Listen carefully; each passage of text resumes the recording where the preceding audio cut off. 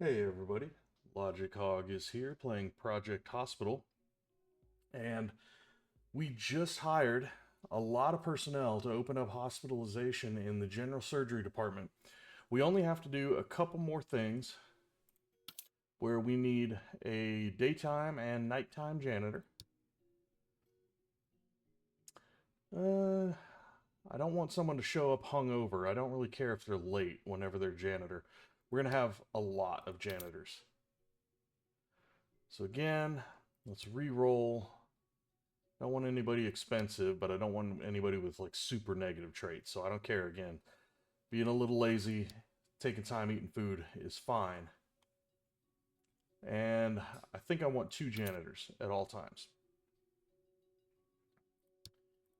Because there's going to be a lot of people. This is the only place where people are going to be spending the night. In fact, okay, only 2 times in the day. At the nighttime, not as many people are going to be walking around. It won't be as messy. There is no surgery at the night. So again, I only want daytime technicians. All the magic is going to happen in the day. So, dirty feet, depressed, even though you've got the pleasant trait. Resting's faster and comforting. Okay, you're fine. Carol Wilson, you are our sonographist, I think. And no drinking. Night Owl. Nothing's wrong with Dana Harris.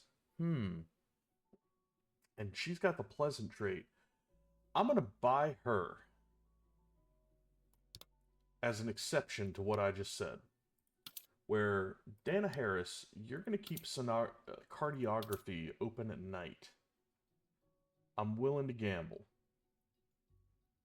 Because she has the pleasant trait and nothing else negative about her. Now, Mary Gonzalez, she's also a night owl, and there's nothing wrong with her. However, she doesn't have the pleasant trait. The pleasant trait is very valuable whenever it comes to your hospital's reputation. Okay, oh, you're super expensive, but there's nothing wrong with you. Roll the dice again. Okay, here we go. 366, nothing negative. You're keeping cardiography open at the day. Brooke Walker. All right. So we've got janitors, we've got technicians, we've got nurses, we've got doctors. We are ready to roll. However, we are $320,000 in debt, and every day we're bleeding $3,200 in interest alone. Yesterday, we made $2,000. So the way the hospital is currently being run, we are going to lose $1,200 every day.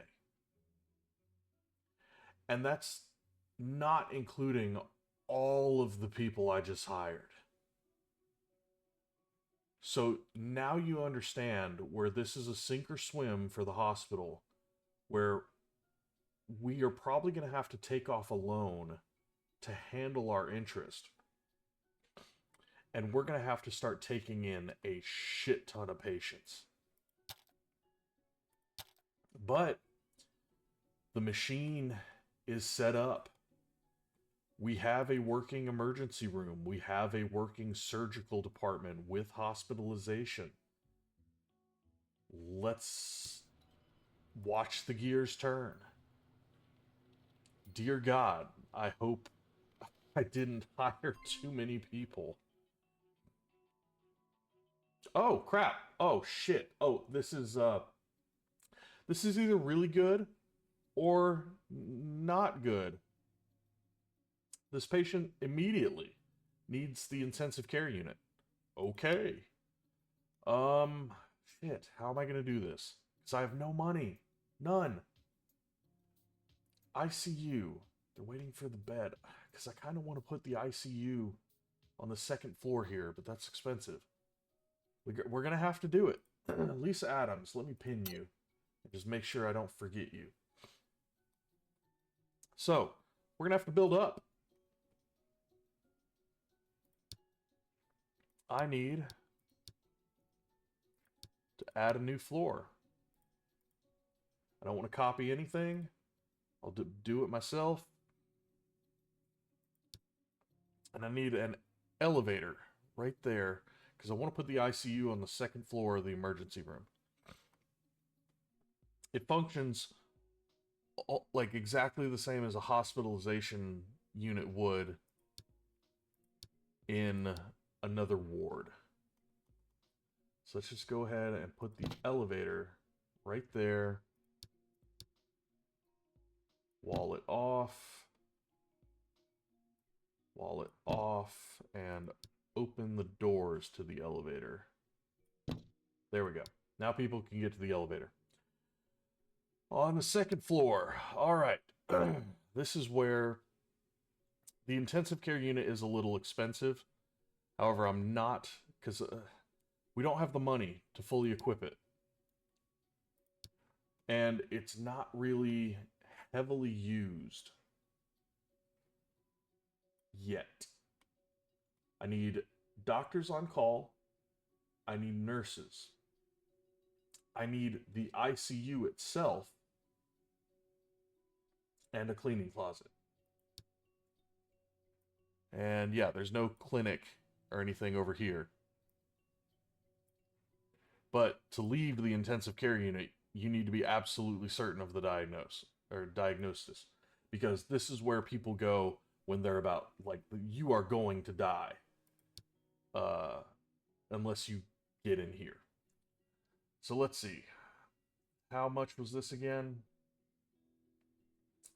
21 by 6. Let's just stick with that. I think it needs the same amount of equipment. I can't remember whether the 3-tile bed thing still applies. But they need the better beds. You can't have just common equipment in the intensive care unit. So, I'm only going to put down 2 beds because they're so freaking expensive. We only need to save 1 life at a time. If there's more people about to die, we can always add more beds. But I can't afford to go deeper into debt. The bottom part of this unit, I am just going to straight up copy, because that's common equipment that I think both needs, and I like the layout of that. That handles a lot of like the sanitary equipment, the trash bin, all that stuff. Every bed needs the life support systems, or life monitoring systems. Oh, and every bed needs the life support in the ICU. And I'm out of money. Let's take $40,000 more. Oh god, this is... I'm not feeling good about this. Mechanical ventilator. Every bed needs a mechanical ventilator. And did this line up perfectly? That lined up perfectly. Let's see, how can we fit? I could put the defibrillator. Now the defibrillator's going over the trash can. That's a good use a good use of space. At the end of the hallway. Well, I know also they're going to need bed sockets. Hold on. About to sneeze.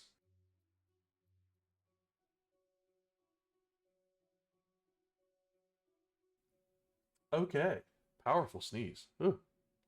Sorry for the delay. Let's put the walls in.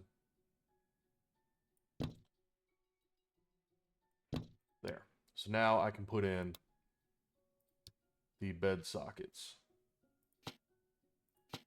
Look at all that equipment for each bed. But when people are in here, people do not want to be in here. Usually whenever you're in here, they make you, you are put in a medical coma.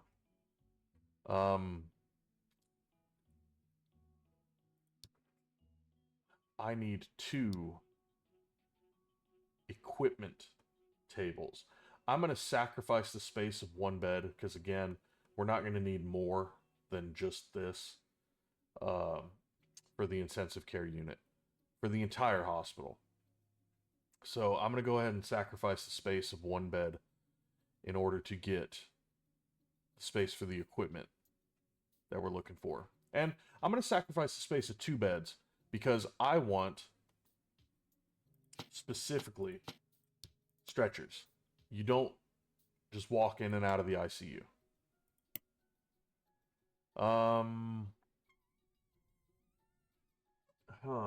Let's see. Oh, yeah, equipment. Where's the table? Table. Equipment table. There we go. That's what I was looking for. Bam, bam. All right, we've got a chartboard there. Awesome. Need the UCG and the hematology analyzer. Great. All right, got everything we need for that, and 2 beds are enough. If we need more, we can expand. If we need to expand, we need a nurse station and an on-call room. I want... Did we do that for the trauma center? Oh no, okay, yeah, because I was like, wait a minute, where's the on-call room for the emergency room? I forgot, like, whenever we put it back here. We can't afford it to have it be that far away for the ICU. Plus, I want the nurses to be directly on hand for the ICU. And so they're not going to have that little neutral area like I had there. The on-call doctors want this to be 4 tiles wide, just like we were sticking to. So 6 by 6. It's just, I mean, this is going to be a really big, important area. So I'm just going to plan on having it be much bigger than it actually is going to need to be. So we're going to have the doctors and nurses be right there. Oh, I'm slapping them down for, not for the ICU. I was in emergency. But on call, same thing. Doctors, nurses, they're just going to need desks and computers. And this needs a cleaning closet, which, what did we plan on having the floor below? That's going to be space occupied by something. Doesn't necessarily need to be that way on the 2nd floor. So I'm going to go ahead and have the cleaning closet be there and the restroom be there. And we should be good for that. As a bare minimum, let me just make sure I wall off this building. Again, to make it pleasant.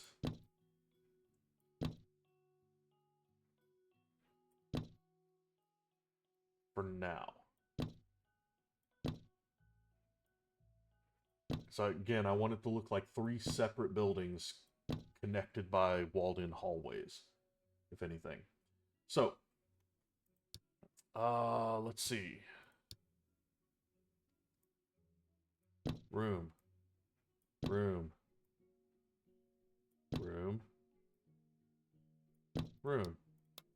Cleaning closet's a little big. Don't really care. It can support 3 janitors. That's more than enough. And the equipment for that is really cheap. Bathroom, again, is really cheap. And honestly,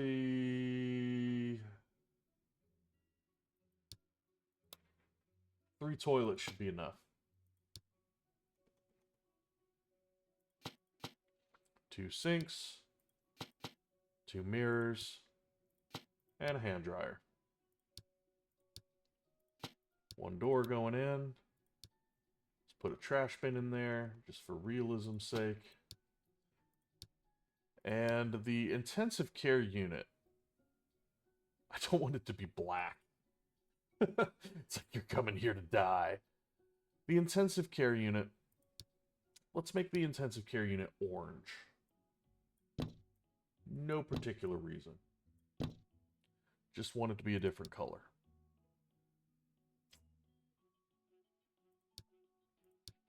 And the orange, like, cabinet style door, or bathroom wall style door. The nurses are going to have the double doors with windows. Doctors are going to have the double doors with windows. And again, this is purely an office area for the nurses to work out of.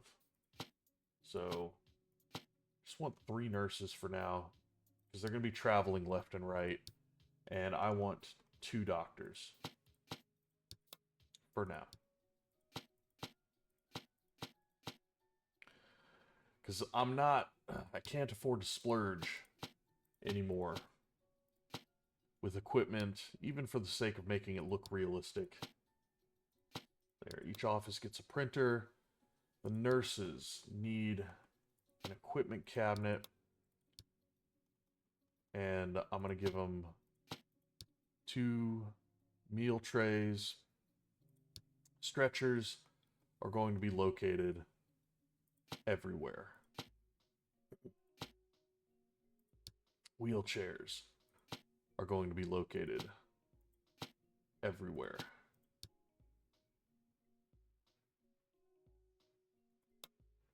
There we go. All right. We need a door to get in and out of the cleaning cabinet. And that is a restricted area. We don't want people chugging bleach in the hospital. That would be bad. All right. Let's open this shit up. I don't want people to die. Nowhere near as requirement heavy as general surgery was. We just need a daytime nurse, a nighttime nurse, or more specifically, like, we need 2, because they're going to be wheeling people in. They're the nearest person is going to, ooh, we've got a pleasant and a scholar, and they're cheap. Thank you. Danny, you're on the team. Where I was going is that the nearest personnel will react to someone collapsing, but they will, like, perform CPR and keep them there. In fact, Lisa's going through it right now,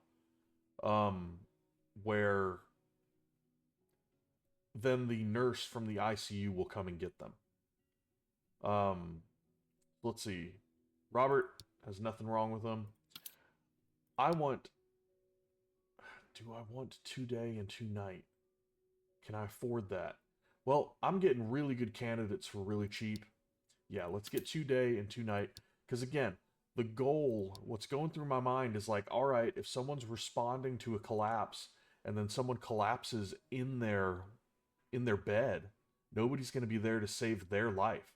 Someone needs to be on hand to respond and monitor the ward at all times. So we need a minimum of 2 people, specifically 2 nurses.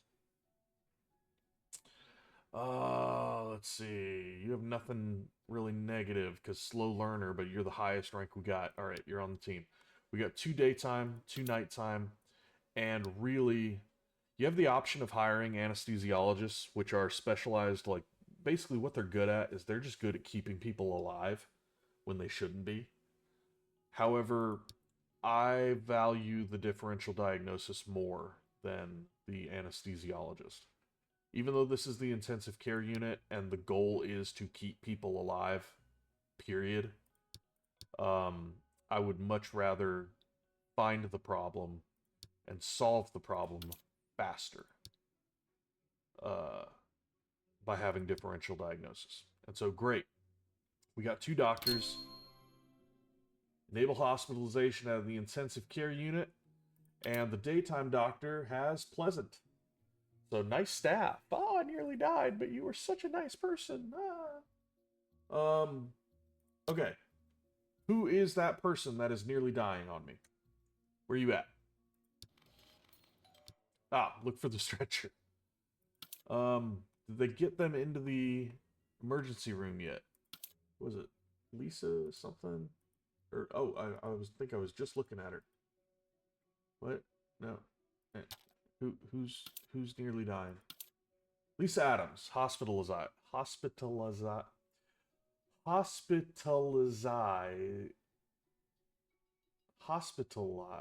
Here, oh my God, what the freak could I cannot remember that word? That's a common word. Oh my God. For just FYI, it's like 12:30 in the morning right now. Let's go ahead. Let's go ahead and watch what's happening to Lisa. Because you can see, stretch is coming. I'm willing to bet it's coming for her. Yep. They're loading her up. We do have an ICU. But right here, let's look at what she's going through. So we've identified all of her symptoms. We know she has Graves' disease, an endocrine disease where the thyroid gland produces thyroid hormones in excess. Okay. The problems are the throbbing icons. So she has low TSH, thyroid stimulating hormone in the blood, which is potentially life-threatening. It's a high priority thing. And heart palpitations, which is her heart beating irregularly. So that's also life-threatening. Those need to be addressed immediately. Then we have a fever, then diarrhea, then weakness. Diarrhea is low priority. Weakness, low priority. Fever's a medium priority and can cause additional issues later. But right now, we know she needs to go to the ICU. We know she needs an IV infusion. Let's go ahead and make sure she has that ACE, like, just as soon as possible. I don't even care about the anti-diarrhea. I don't care about the... Well, let's not worry about the antipyretics first. Let's just make sure she gets an IV for the heart fluttering, and she needs antithyroids for the low TSH. And she needs those now.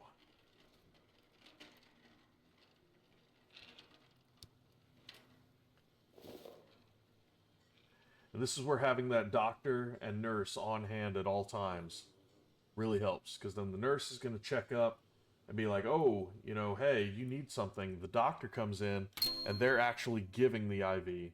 So right there, that orange icon is suppressed. We handled the heart palpitations.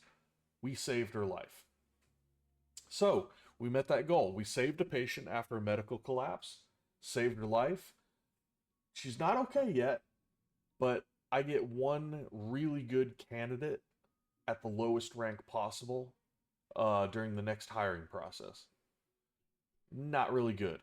The good thing is that I saved someone's life, and that unlocks the next rank of government grants. So I have the ability to make a shit ton of money to pay off that debt that I'm in, where I need to treat 40 patients per day. I need 80% prestige, and I knew this was coming. 80% prestige is really high. Now that is why I picked pleasant traits. That is why I picked differential diagnosis. That is why I have a pharmacy available in the hospital. All of the stuff they need is available in my hospital. So they leave and they are incredibly satisfied with the service that's provided. So getting this 80% prestige at the end of the day in emergency shouldn't be a problem. In fact, let me check the department statistics, specifically for emergency. What was yesterday? Yesterday, they examined 165 examinations, 5 treatments. Staff satisfaction is pretty good. Patient satisfaction is pretty good. Where do I get the satisfaction?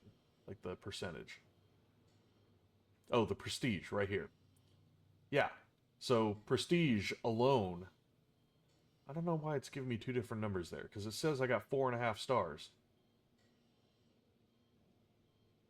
for day 4. And then it's changed on me. Now I have 5. Oh, it's giving me what I have now. Okay.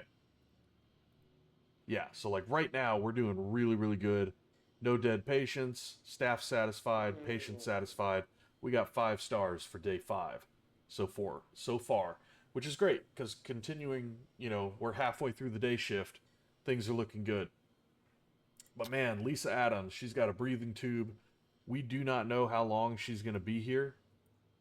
It all depends on the length of the treatments that we've given her. Um, I mean, she should be okay. The only problem is if someone else is about to die, we only have one bed left available. So I need to keep an eye out if anybody else is wheeled into the ICU.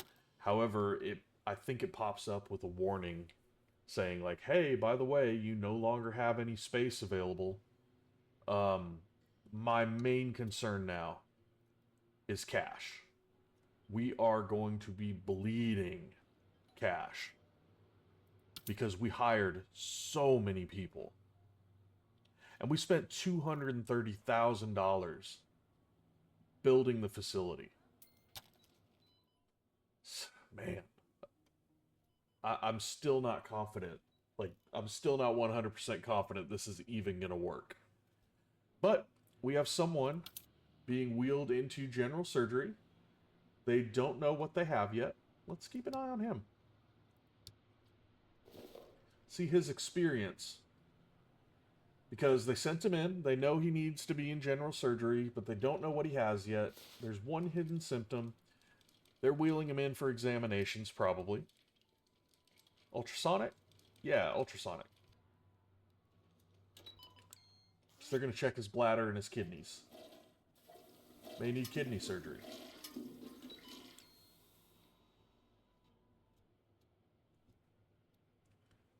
There's not a lot of stuff that can be done, though. Ooh, okay.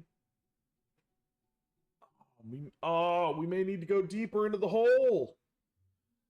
He needs urine sample analysis or a biopsy. Now, this can happen emergency, general surgery. Well, we should be able to do this. But, oh, required room, histology lab. Yeah, both of these are done in the histology lab. You know what? It's an investment. We are going all in. It's now or nothing. We got to open up that third lab. We need to have a fully functioning laboratory clinic. We need the PP and poo poo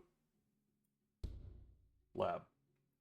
So, what I'm going to do is first let's go ahead and lay down the foundation for the entire rest of the building there. That's not going to be a gap anymore. Let's make the wall, and then again, let's make this just a bare minimum. We need to take even more loans. We're $400,000 in debt. I think the max you can go is 500, $500,000.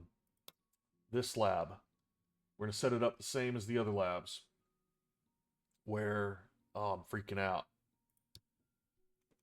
The guy, the technician, is gonna sit here, have his additional equipment, and let's see, we know he's gonna need a stool analyzer, poop chute, lab analyzer, a microscope for looking what is in the poop, centrifuge, we need a sink, trash bin to make sure there is no poop on you. What computers do we give the other guys? Yeah, and they got lab stools. They got blue lab stools. Let's keep that theme. What else? Needs a printer. And let's get him lab glassware. Lots of glassware. And he's gonna need sample storage. Yeah, we have the biohazard doors on here, so right there. Let's just splurge a little bit for the sake of realism. Invest. Get him 2 of those, even though we only needed 1. I'm going to regret that later. And then let's just make sure we have 1 lab technician for the histology lab available day and night. Just like the other labs. And then we have a fully functioning, slowly operating, but fully functioning uh, laboratory department for blood, microbiology, and excrement. Did I... Oh, we got an early bird. Early bird with Pleasant. Great. You, Judy, are going to the night shift. Joseph,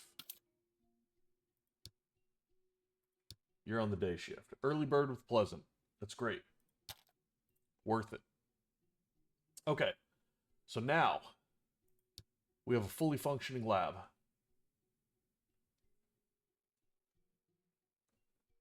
And where was that guy? Was he in? Yeah, he was here. David Foster. Let's keep an eye on him. Because now we can just go, hey, you know, we're going to take samples from you at the lab and figure out exactly what you got. This is what's important about hospitalization, is it takes a long time. It's literally people staying overnight for the longer tests for surgery. And that's why, you know, you don't get $170 out of a patient for when they're hospitalized. They're going to pay thousands per patient. So what's going on here? What are they doing? Yep, urine testing, biopsy. They don't need to go all the way to the lab either, because they just go to the examination room, and they're going to take the samples down to the lab, and the guy just stays in the hospital, which is kind of nice. But no, save your poop. We need a sample. Come on, man. You're about to do urine analysis. And you take a pee. Alright, well. Your waste. You're just going to stay here longer. You're going to make me more money. Oh, one thing I do want to do. Again, going deeper into debt. I mean, I'm almost maxed out the loan. But we need to make money. We need to start handling the dangerous people, because they're the ones that we're gonna have to save their lives, and they're gonna pay the bill. Um, Ambulances. One grant is to purchase one ambulance,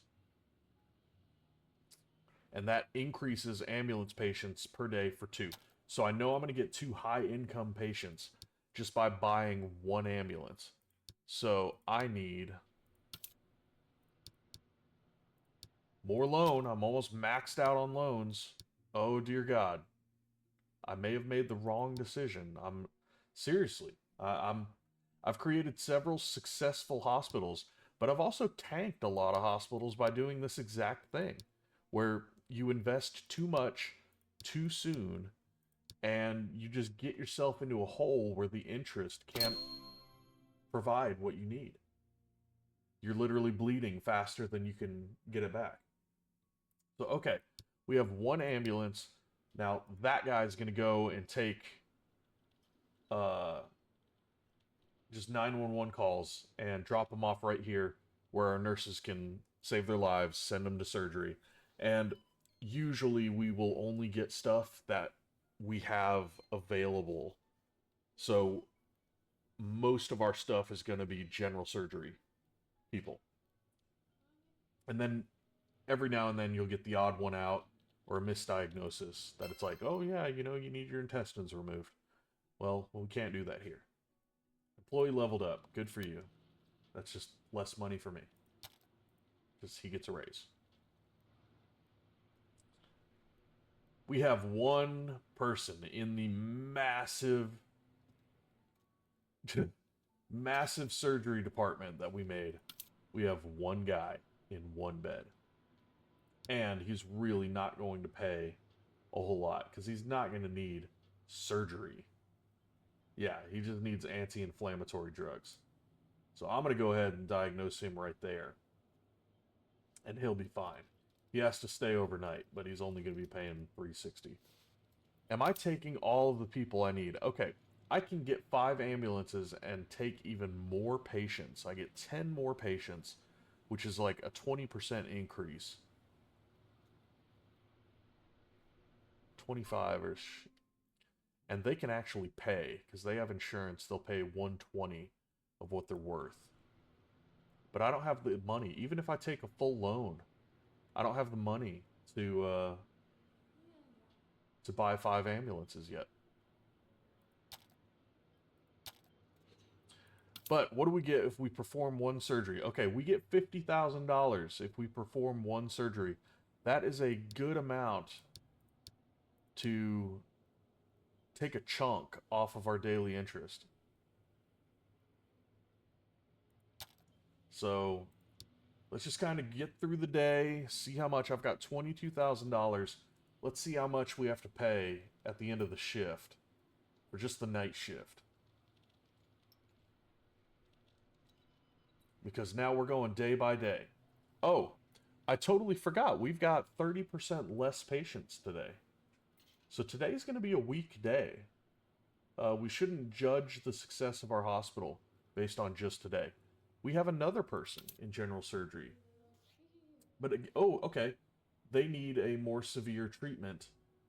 They're not needing surgery. But what is PERT? Pancreatic enzyme replacement therapy. Okay, they're just getting really expensive drugs. But that's a good amount of money for me. And we reached 80% prestige. This is the quality over quantity. Because that, bam, I just got a free $50,000 because my doctors are good. And all of those positive traits, no negative traits, just instantly got me that 80% prestige. So we've got a reputation of being one of the top hospitals already. So we need to perform one surgery and we need 3 ambulances. So, how much was an ambulance?